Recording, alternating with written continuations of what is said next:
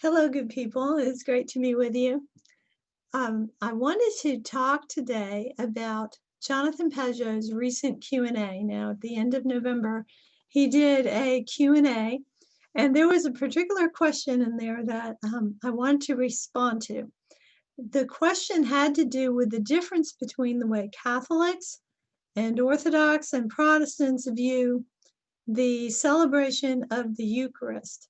Now, Catholics have a particular expression that we use when we talk about the real presence of Christ in the Eucharist. And when Jonathan was explaining this, he said words to this effect. I may not be quoting him exactly, but I know I'm getting the thought pretty close.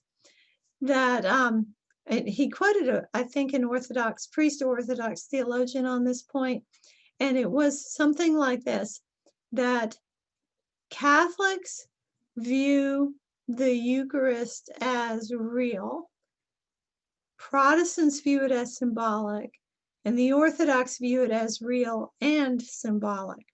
Okay, so that is what I want to respond to. To respond to that is going to bring up the whole question of what we mean by something being symbolic, something being a sign.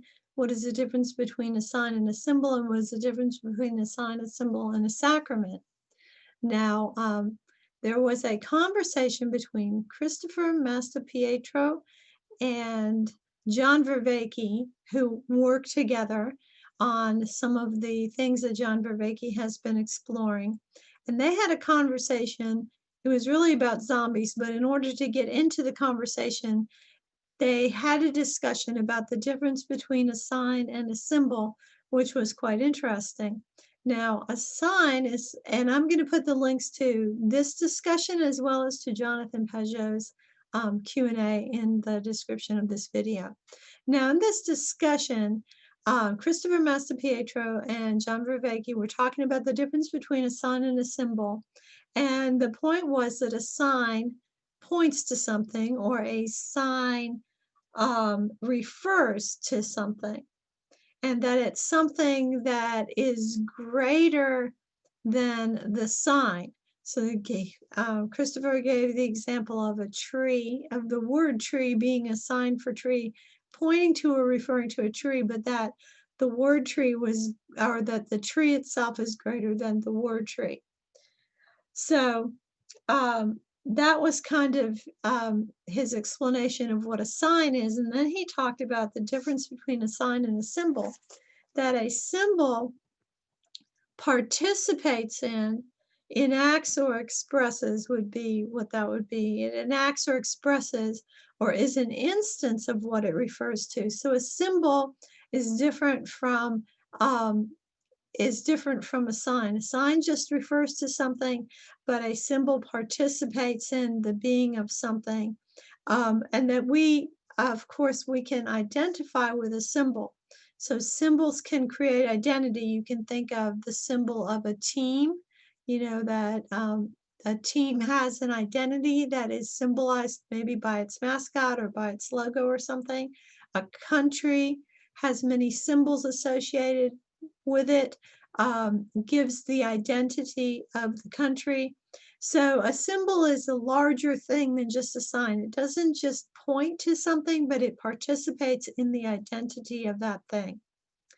Now, what I want to propose here is that signs either contain symbols or can contain symbols, and I want to explore that idea for just a minute. So let me give you what I think is an example of that. If you're in a public place, think about an airport or a convention area or something like that, and you are looking for a restroom, you're going to look for a particular sign. You're going to look for something that points to the place you're looking for, right?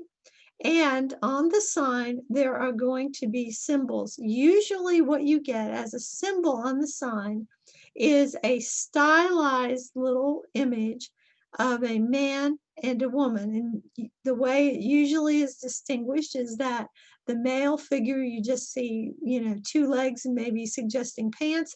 And in the woman, you see the little triangle suggesting a skirt. So that's to distinguish the man or the woman, to tell you where the men's room is or the ladies' room is.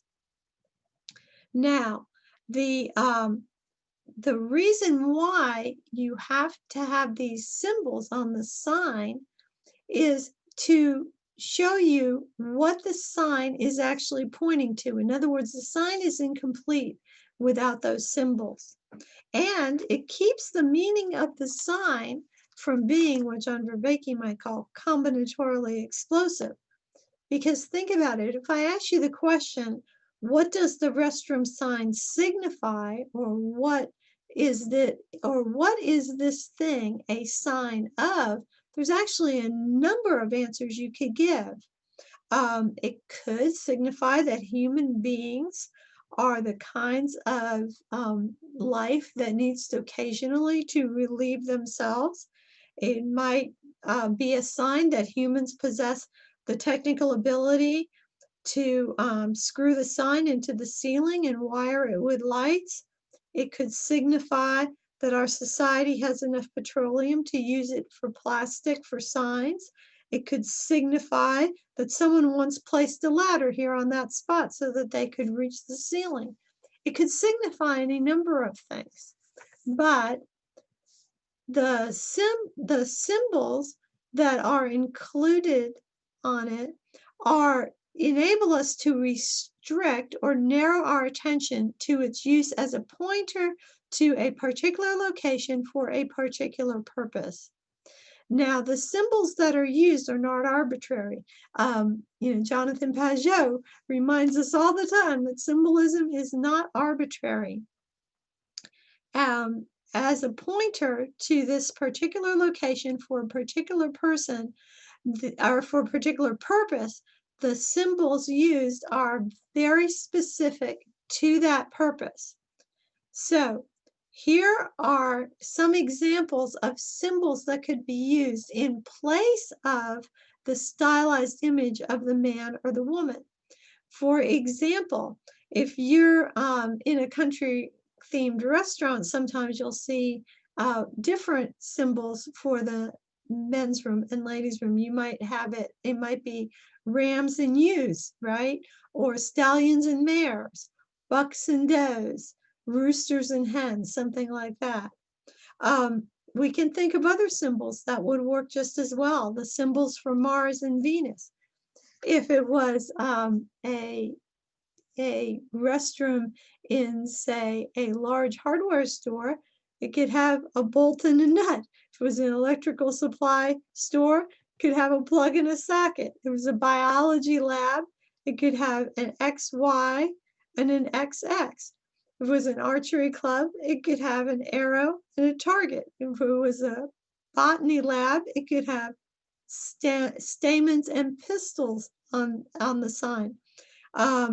If it, depending on the particular place that the restroom is in, it might refer, like a theater or something, it might refer to literary or mythical or historical references, such as the sign might say Romeo's and Juliet's, or Apollo and Athena, or knights and damsels. Now, you can imagine something kind of interesting, that somebody could make a rotating sign, signs that constantly rotate the words, and they could put all these things on the sign, and they could have them all rotate and show the whole list of all of these different things. Now, this would provoke interest. People would watch it, and then it would provoke laughter from them, but all of it would be intelligible. So I said all of that to establish that signs may contain symbols, and this is in order to get into talking about sacraments and talking about the Eucharist. Now, in Catholic teaching, we do explain the sacraments in terms of signs and symbols.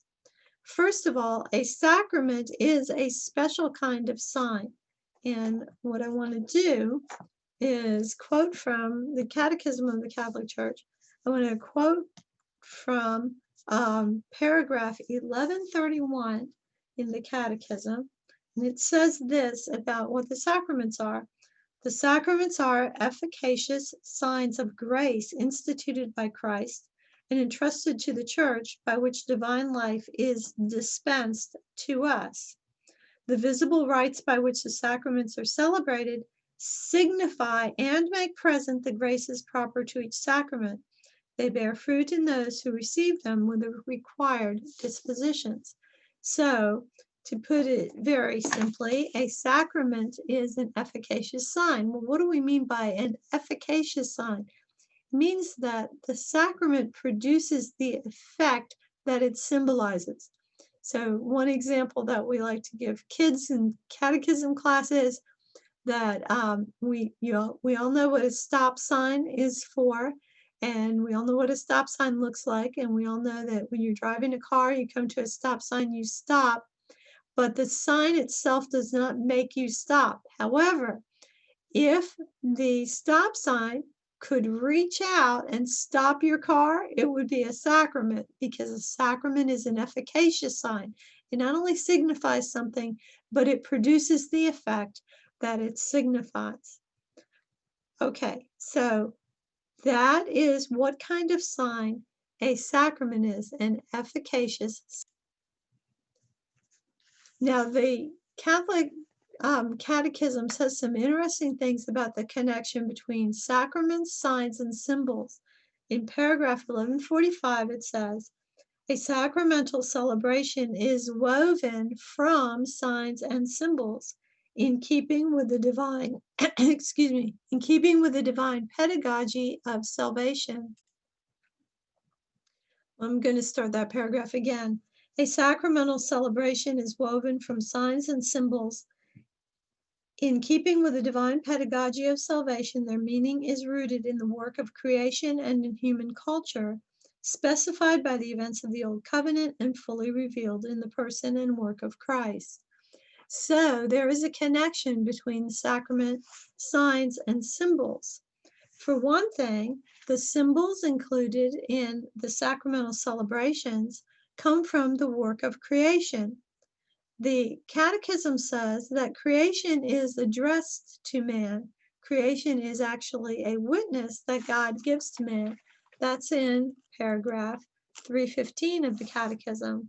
It says, in the creation of the world and of man, God gave the first and universal witness to his almighty love and his wisdom, the first proclamation of the plan of his loving goodness, which finds its goal in the new creation in Christ. So creation is actually in and of itself a sign that is addressed to man, but it is a sign containing many symbols, and it is no less real for being symbolic. The signs and symbols that are included in a sacrament, or that are part of the sacramental celebration, include both the signs and symbols from creation as well as from human culture. So here are some examples. For example, when the prayer is being made and the liturgy of the Eucharist, one of the things that is asked is for God to bless the offering, and the offering of the bread is called the fruit of the earth and work of human hands, combining a symbol from nature and a symbol from culture, the work of those who till the earth and produce grain. And then the wine is called the fruit of the vine and work of human hands. Once again, combining this symbol that comes from nature and the symbol from the culture of the work of the humans who produce the fruit of the vine.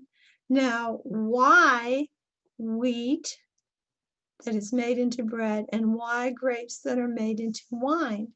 Well, it has to do with the symbolism of wine and bread. So both wine and bread undergo violence in order to become food for us, right? The grain has to be harvested, and then it has to be threshed, and it has to be ground to make flour in order to make bread. The other thing about the grain is that many grains are brought together to make one bread, just as the many people in the church are brought together to form one body. Then the same thing is true of the grapes. Grapes undergo a kind of violence in order to produce wine. The grapes have to be crushed, then they're fermented, and then finally they become wine. And so that also has a similar symbolism of the sense of the violence, because of the violent death that Christ endured. In a sense, he was crushed on our behalf. And so the symbolism, both from the natural world and from human culture, combines to form these signs, this sign of the Eucharist.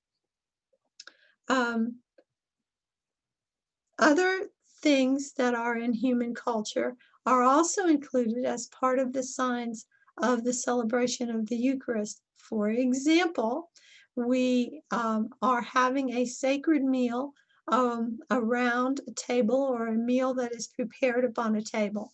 Now, we eat all of the time. I mean, we're always sitting at a table and eating, maybe eating with our family, or whether we're eating by ourselves. But every time that we eat, that eating in and of itself is a sign that points to the Eucharist. All human meals and drinks are signs that point to the Eucharist. So the Eucharist is including these signs that come from human culture, because everything ultimately points to Christ.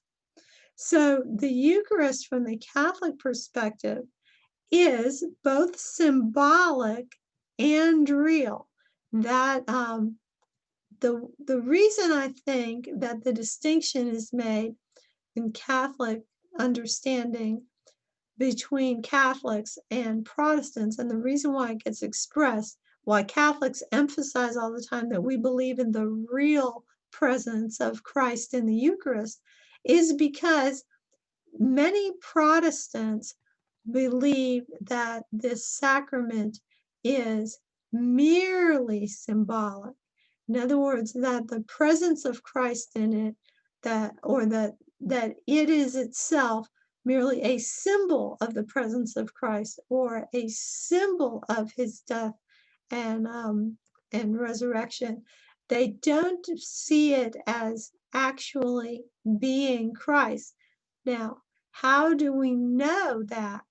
Well, it's because, first of all, they say it, generally speaking, in their own teaching on the Eucharist, that it is a symbol, and they oppose the teaching of the Catholic Church that says it is the real presence of Christ, or they protest against that teaching, we might say. But the other way that we know is because of how they behave.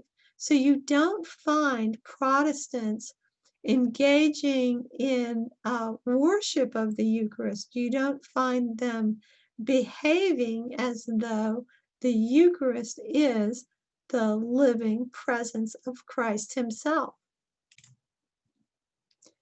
So I think that perhaps this argument that Catholics and Protestants engage in has led some Orthodox people to not understand that Catholics view the Eucharist as both real and symbolic, and that actually we believe the same thing that Orthodox Christians do about the Holy Eucharist.